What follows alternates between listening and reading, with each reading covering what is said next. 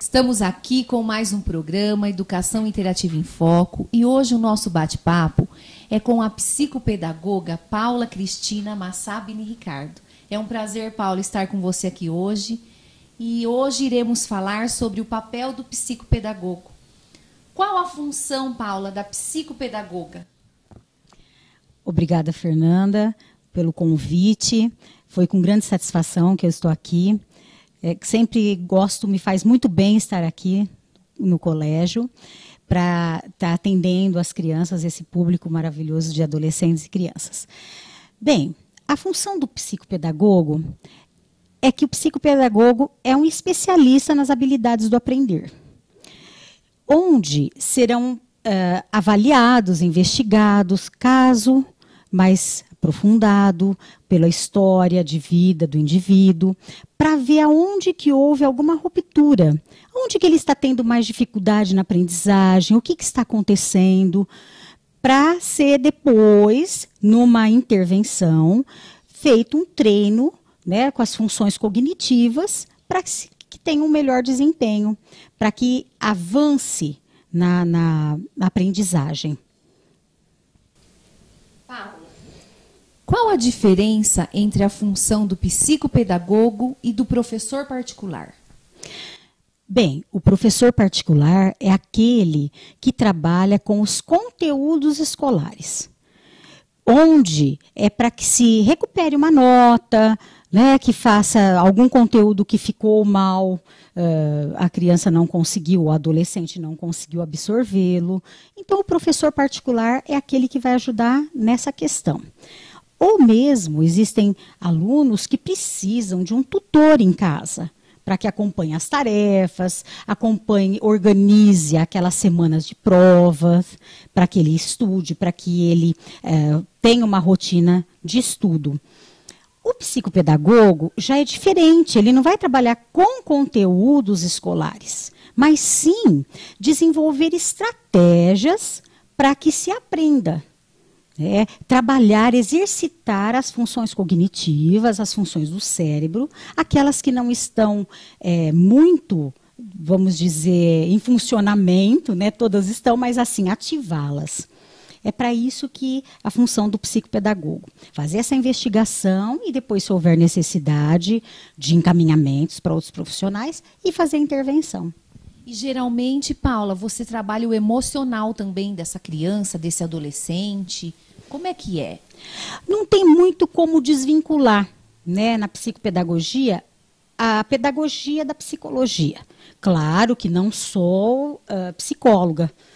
Quando há necessidade de um psicólogo, aí eu faço um encaminhamento para esse profissional da área, que lógico que é o especialista nessa questão, mas quando há algumas questões assim que dá para serem resolvidas, uma orientação para os pais, ou mesmo quando há necessidade, às vezes, uma orientação para professores, para o próprio colégio, aí tudo bem. Ou uma orientação para criança, para adolescente, para que se norteie um pouco mais dentro do seu comportamento, mas quando há necessidade da atuação de um psicólogo, aí é feito o encaminhamento. Certo. O que é possível o psicopedagogo diagnosticar, Paula? Bem, o psicopedagogo, ele não fecha diagnóstico nenhum. Na verdade, precisa toda uma equipe, né, multidisciplinar para se fechar um diagnóstico. Geralmente, o neurologista, quando cai nas mãos dele, é ele que vai fechar o diagnóstico. O psicopedagogo levanta hipóteses diagnósticas. Então, nós levantamos hipóteses diagnósticas, por exemplo, na descalculia. A descalculia, aquela dificuldade, né, um distúrbio dentro da matemática. Disgrafia, dentro da grafia, né, a letra. A dislexia, muito famosa, que é um distúrbio de leitura e escrita. Então, a gente vai levantando hipóteses diagnósticas dentro de toda uma investigação, toda uma avaliação, tudo que está dentro das questões da psicopedagogia que pode ser aplicado, né? Os testes podem ser aplicados dentro da psicopedagogia. Também, por exemplo, do TDAH, que é o transtorno de déficit de atenção e hiperatividade, ou sem a hiperatividade, né, que prevalece o déficit atencional. Ou o PAC, que a gente chama o processamento auditivo central. Então, dá para a gente levantar hipóteses diagnósticas para ser encaminhado para os devidos profissionais necessários ou ser realizada uma intervenção psicopedagógica. Entendi. Qual a idade indicada que seria interessante encaminhar, Paula? Quanto antes, melhor. Claro, para que se não perca tempo nesse encaminhamento, porque muitas vezes acontece, Fernanda, que é o caso assim, de algumas histórias que eu já passei, de até mesmo a professora relatar, falar, mas eu pensei que fosse uma fase que fosse passar, eu pensei que era só um momentâneo, ou mesmo os pais dizerem, eu perdi tanto tempo, aí chegam já na clínica com aquele adolescente, ou mais aquela criança também ainda, na fase ainda infantil, mas já com uma baixa autoestima, com uma dificuldade de aprendizagem muito acentuada e com uma verdadeira aversão pelos estudos, pela escola. Então, é bom que isso não se deixe desenvolver. Então, o quanto antes for diagnosticado, melhor. Diagnosticado, trabalhado, que de repente é um trabalho muito mais rápido do que se deixar mais a longo prazo, para ser encaminhado. Então, quer dizer, se uma professora alfabetizar uma criança e achar assim que ela tem algum tipo de problema, ela pode encaminhar a você, a psicopedagoga. Não, com certeza. Essa fase da alfabetização é que onde aparecem mais os problemas psicopedagógicos, esse início de alfabetização. Porque o professor, com toda a experiência que ele tem, ele sabe, ele tem aquele olhar, aquele olhar de professor dentro da experiência. Ele não sabe diagnosticar, mas ele sabe enxergar o problema, e não é nem função do professor diagnosticar isso. Mas sim ele tem aquele olhar que ele já sabe, olha, essa criança não está dentro de um ritmo normal. Então, encaminhá-la, chamar os pais, olha, eu acho melhor, está ouvindo a opinião de um psicopedagogo, para que seja direcionado esse trabalho com essa criança. E a gente vê que produz efeito. E é uma pena, às vezes a criança fica num estágio de sofrimento grande ali. Até se isolando ou chamando atenção com um comportamento mais... De outra forma. Que está atrapalhando até dentro de sala de aula. Mas não deixar essa autoestima nascer, essa baixa autoestima nascer. Estamos indo para o intervalo, não saia daí, voltaremos já.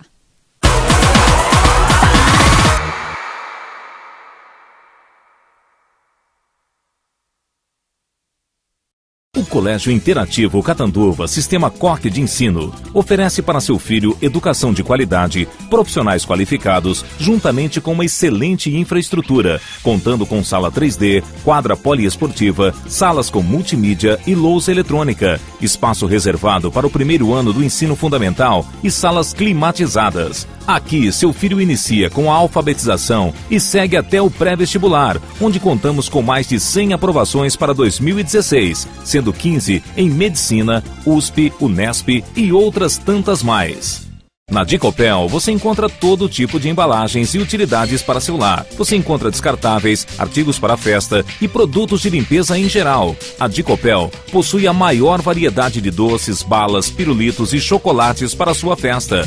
Faça-nos uma visita e surpreenda-se com a variedade de produtos. Dicopel, Avenida Comendador Antônio Stocco, 33, bem na frente da fonte da rotatória. Telefone 3522-8060.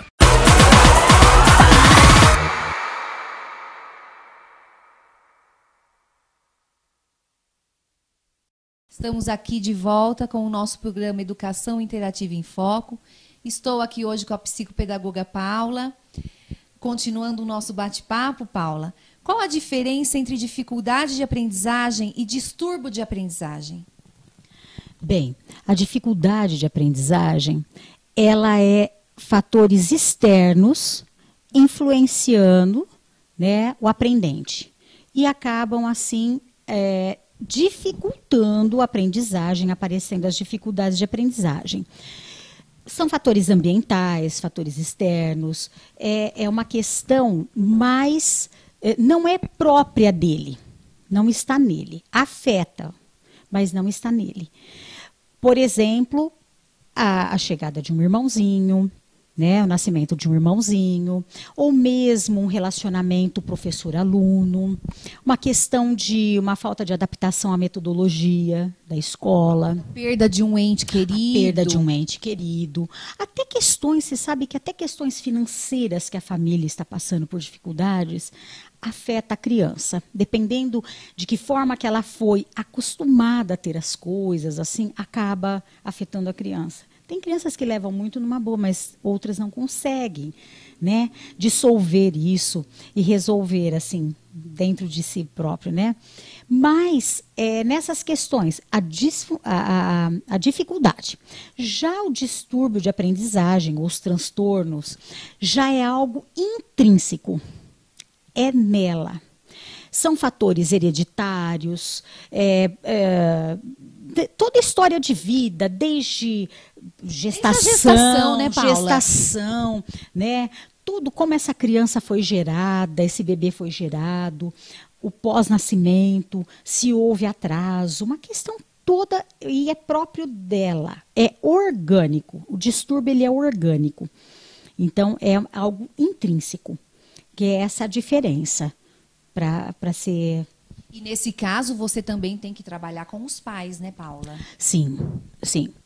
Ambos a gente trabalha com os pais, né? Já iniciamos com os pais. Os pais ou responsáveis, né? Que hoje muitas crianças morando com os avós, né? Adolescentes morando também.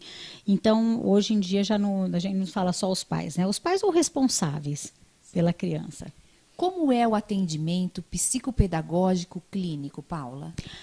Olha, iniciamos com a anamnese. A anamnese é a primeira entrevista com os pais ou responsáveis, onde são assim, coletado o máximo de informações possíveis.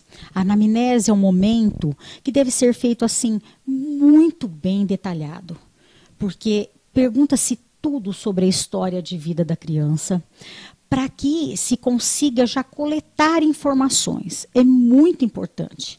Nós conseguimos, assim, ir pegando pontos muito importantes, que já depois é algo que podemos estar relatando, no caso, para um neurologista, para ele fechar diagnóstico.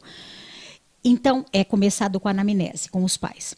Logo em seguida, nós fazemos em torno de umas 5 sessões com a criança ou adolescente, para que sejam feita toda a patelada de avaliação, para ver direitinho o seu desempenho, tanto escolar como a parte atencional, memória, estratégias, tudo isso é avaliado. Né? Em que fase também, que às vezes a criança se encontra dentro da aprendizagem, né? Dentro da alfabetização. E depois, num último momento desse período de avaliação, é feita uma devolutiva com os pais. Antes disso, esqueci de estar dizendo, é entrado em contato com a escola ou com a professora. Às vezes a coordenadora passa informação, ou senão a gente fala de preferência até diretamente com o professor, para que o professor também dê o seu parecer. Às vezes, normalmente, eu encaminho um questionário para que a professora possa estar respondendo, né? É um questionário que é só para eu estar avaliando um pouco melhor a criança e vendo o ponto de vista da professora que está ali muito tempo com a criança. No dia a dia, né? No dia a dia com a criança, né? Então, depois é feita uma devolutiva com os pais, levantadas as hipóteses diagnósticas, né? Esclarecido isso a eles. Quando há necessidade de um encaminhamento, por exemplo, fonoaudiológico, ou um atendimento psicológico, ou mesmo avaliação neuropediátrica, né? Então, é feito o encaminhamento, ou também, quando há necessidade da intervenção psicopedagógica, apresentado um plano de intervenção para os pais. De que forma vai ser desenvolvido esse trabalho. E, muitas vezes, eu dou uma devolutiva para a escola, dizendo, olha, foi resolvido assim, assim, nós vamos fazer dessa forma. Muitas vezes até faço por escrito o relatório e peço para que os pais, quando é feito o encaminhamento, eu peço para que os pais façam uma cópia também para o colégio, para deixar arquivado, porque essa criança já foi passada por avaliação. Mesmo que eles não continuem lá comigo, né, com o atendimento psicopedagógico. Paula, É importante a participação das famílias no caso de crianças que precisam de atendimento? Muito importante. É essencial a participação da começa família. na família, Começa, né, Paula? tudo na família, né? A família é o suporte. Né? A gente diz sempre assim, a família tem que ser o suporte emocional, o suporte em todas essas questões. Não adianta a família querer delegar o papel dela para a escola ou mesmo para um profissional. Não adianta. Esse trabalho tem que ser feito em equipe e a família tem que ter participação assim ativa. Porque é difícil da família, num primeiro momento, dos pais aceitarem... Isso, aceitação, a né, aceitação Paula? do problema da criança. É. Mas eu sempre falo, às vezes, assim, olha, eu não estou aqui para dizer coisas que vocês querem ouvir. Eu preciso dizer a verdade. Mesmo que eles virem as costas e procurem por um outro profissional, mas eu tenho que fazer o meu papel, né? Da melhor maneira possível, para que realmente a gente saiba assim, não, procurou, foi encaminhado, não, mas olha, ai que bom, está sendo resolvido. Né? Legal. E quando procurar um psicopedagogo, Paula? Em todas as questões de dificuldades de aprendizagem. Tudo que está ligado com dificuldade de aprendizagem, porque o próprio psicopedagogo, consciente, que tem essa formação, para que essa base pedagógica também saiba assim, não, essa criança só precisa de um apoio, de um tutor ou de um professor particular, né? Dessa forma que a gente precisa estar fazendo. Ou não, ou precisa realmente de um atendimento clínico, né? A parte clínica que é diferente, que é aquilo que nós já conversamos. Não é trabalhado conteúdo escolar. Mas sim, lógico que num segundo momento, depois de treinamentos cognitivos, podemos sim pegar o material da criança, que uma das coisas que eu faço é analisar o material da criança. Analisar o material da criança, ou a criança tem provinha naquele dia, naquela semana, então ela leva até a sessão, a gente monta algumas estratégias para estudar um pouquinho aquele conteúdo, para mostrar para a criança de que forma que ela, né, pode tirar um melhor proveito ali daquele conteúdo. Iremos para um rápido intervalo. Voltaremos já.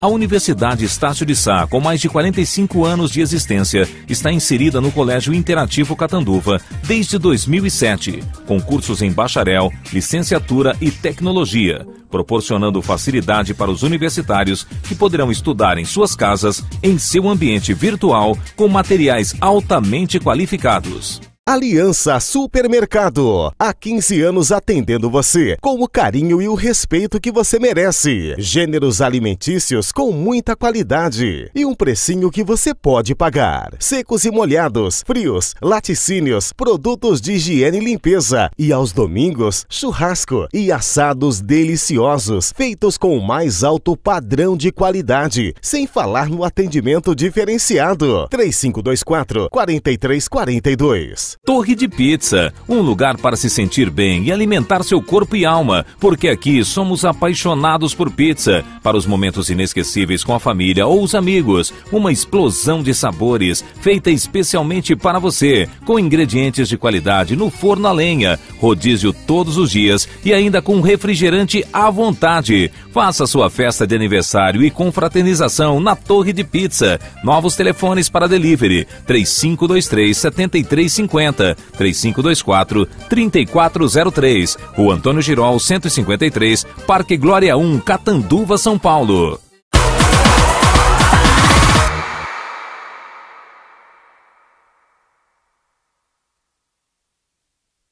Estamos de volta com mais um programa Educação Interativa em Foco. Estou aqui com a psicopedagoga Paula. Paula, você disse no bloco anterior sobre os pais, né? Você comentou como que é essa transferência, Paula, que os pais tentam terceirizar seu papel de pais. Eles querem transferir para a escola, para vocês, psicopedagogas, as psicólogas. Fala um pouquinho mais sobre isso. É verdade, Fernanda. A família, na verdade, ela tem que ser o sustentáculo, né? Tanto biológico, social, afetivo, da criança, do adolescente. Mas acontece, eu não sei se a época que nós estamos vivendo, na verdade, nós estamos vivendo, como diz o Dr. Augusto Cury, o SPA, que é a síndrome do pensamento acelerado. Essa vida toda corrida que nós não sabemos onde nós estamos querendo chegar. E aí, muitas vezes, os pais se sentindo assim, incapazes dentro dessa educação, ou até se sentindo até muitas vezes fracassados dentro da educação dos filhos, eles acabam querendo terceirizar para profissionais. E nós acabamos, assim, muitas vezes até, em alguns momentos, não atingindo toda essa expectativa deles, porque não tem como o profissional, ou mesmo a escola, assumir o papel de família. Dos pais. Isso. Né? Então, o que acontece muito é isso que nós estamos vendo, eles tentando delegar. Uma coisa que me preocupa demais, sabe, Fernanda, é que hoje em dia a gente vê que os pais só querem saber de nota, tirar nota. Então, por isso que eles ficam procurando por professores particulares e enchendo os filhos de atividades e querendo suprir a falta deles. Porque, na verdade, não é essa quantidade do tempo, mas sim a qualidade do tempo que ele fica com esse filho. Sim. É isso que eu tento dizer para eles. Não faz mal que você só tenha alguns minutos à noite. Mas, muitas vezes, eles não querem perder seus tempos, né, entre aspas, com os filhos. Não dá tempo de ficar, é o que eles relatam.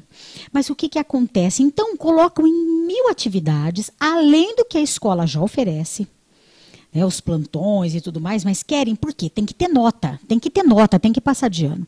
E nós sabemos muito bem que depois que termina essa fase escolar, pouco nos resta na nossa cabeça de conteúdos escolares.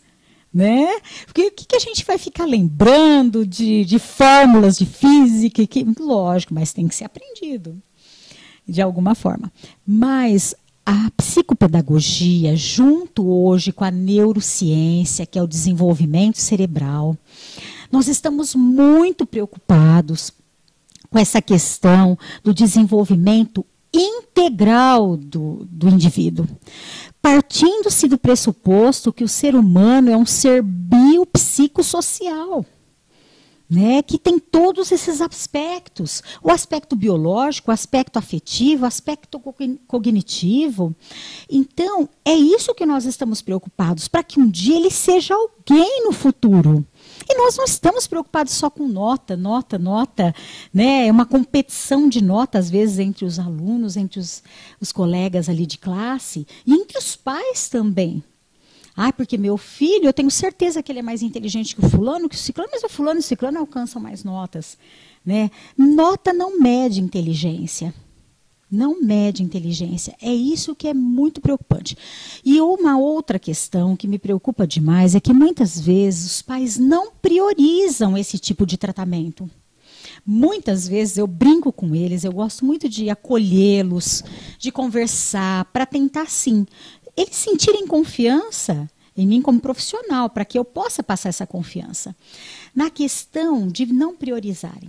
Eles preferem priorizar, né, coisas materiais do que um tratamento. E eu brinco e falo assim, olha, se você me desculpe eu fazer esse tipo de comparação, mas se o seu filho estivesse com câncer, você procuraria até no exterior uma solução para o problema do seu filho. Mas esse tipo de problema, eles não entendem que a criança pode, o adolescente, ele pode entrar numa depressão profunda. Ele pode, um dia, né, por exemplo, um hiperativo, ter adrenalina 1000, que nós sabemos que em pesquisas, em acidentes automobilísticos, o maior índice foram de indivíduos hiperativos, impulsivos, não tratados. Paula, até no caso das drogas, né, Paula? Sim, a possibilidade de se entrar nas drogas é muito grande. É muito grande. Essa questão, às vezes, os pais acham que a gente está assustando-os, mas não. Sabe? Porque eles vão procurar se realizar em outras coisas. Né? Nas drogas, nessa velocidade com um carro na mão, se satisfazer. Né? E às vezes eles acham que isso não vai trazer problemas maiores. Né? Ah, não, é só um problema de aprendizagem. Ah, eu também era assim na escola e só, né, e leva tudo numa boa. Ah, mas eu me saí bem na vida. Ó, fulano, mas hoje nós estamos numa outra época. Né? Essa nossa geração é outra. Eu acho que essa questão do vínculo afetivo da família é muito importante, muito importante. Eu falo para os pais, existe a terapia do abraço. Essa terapia afetiva tem que acontecer dentro de casa. Não adianta depois o adolescente chegar lá, até que eu acostume que ele me dê um abraço gostoso, que eu dê um abraço gostoso e seja correspondido, mas isso vem de casa também. Né? Essa questão que assim a gente tenta alertar os pais. Né? É igual a benção, né, Paula? Às vezes a gente fala, olha, que gracinha, ela pediu benção para o avô, né? Uhum. Porque hoje a gente não vê mais isso, né, Paula? Não vê. Não vê mais. Não vê. E é como você está falando, é a família, né? É lá dentro que acontece. Sim, né? É a família. Ô, Paula, fala um pouquinho do seu trabalho aqui no nosso colégio. Desde quando você trabalha aqui com a gente, seu trabalho, como é feito? Olha, fazem muitos anos, eu não sei bem ao certo, mas acho que essa troca até assim, né, de uma certa confiança da equipe do colégio para com o meu trabalho, eu para com o colégio, assim, nós temos essa certa afinidade, assim, porque as crianças são encaminhadas pelos professores, né, passado para a coordenação, crianças e adolescentes, e depois o primeiro contato é até pago pelo colégio. É o colégio quem acerta o primeiro contato, que seria a anamnese com os pais, porque através dessa anamnese eu já faço os encaminhamentos quando necessário. Então a gente já acaba direcionando, encaminhando essas crianças, adolescentes, quando precisa de uma psicóloga, né, ou até de uma avaliação neurológica. E já faz um grande tempo, nem sei quantos anos já. Muito importante isso. Eu até dou muitos exemplos por onde eu ando fazendo palestras assim, que eu acho esse tipo de trabalho muito importante. Para que já seja encaminhado. Porque aí a gente sabe que o colégio está fazendo o seu papel. O papel deles, né, de vocês aqui, é estar passando todo esse conteúdo acadêmico, mas também enxergando a criança como um ser humano, que vai ser um cidadão do futuro. Como profissional futuramente, que é isso que a gente está preocupado, né? E depois já é feito os encaminhamentos. Paula, passa para a gente o endereço da sua clínica, a sua formação. Minha formação, eu não gosto de parar de estudar. A minha formação base é a pedagogia. Depois eu estudei na universidade, na Unesp de Araraquara. Eu fiz habilitação em deficiência mental, que hoje são os déficits intelectuais, né? Tanto é que eu já atuei bastante tempo em APAES, dando orientação para professores. E depois, eu não estando ainda muito satisfeita, eu fui fazer a psicopedagogia, que era algo muito novo. E fiz a parte institucional, depois eu fui fazer a parte clínica, né, com todos os estágios e tudo mais.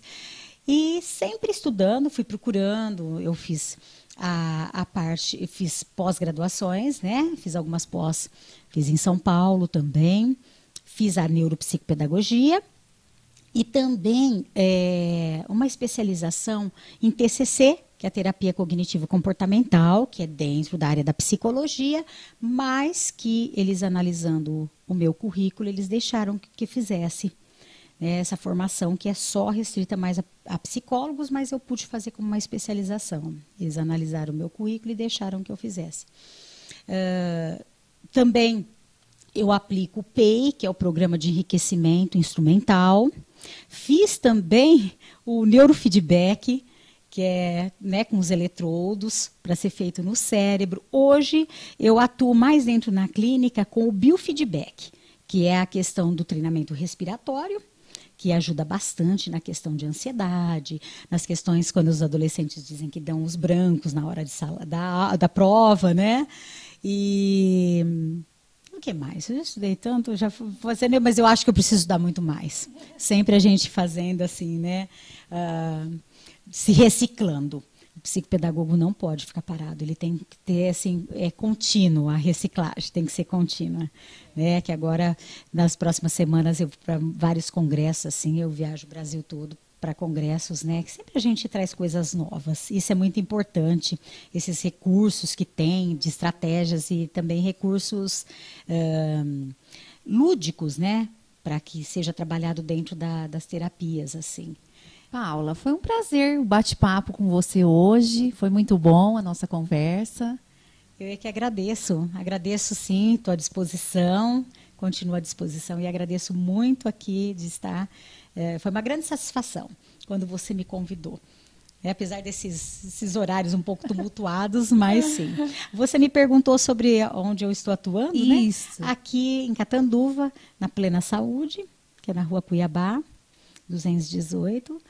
E já estou aqui em Catanduva há entre 25 e 30 anos, mais ou menos, já atuando dentro da parte clínica. Já estou ficando velha já na área. Muito obrigada, Paula.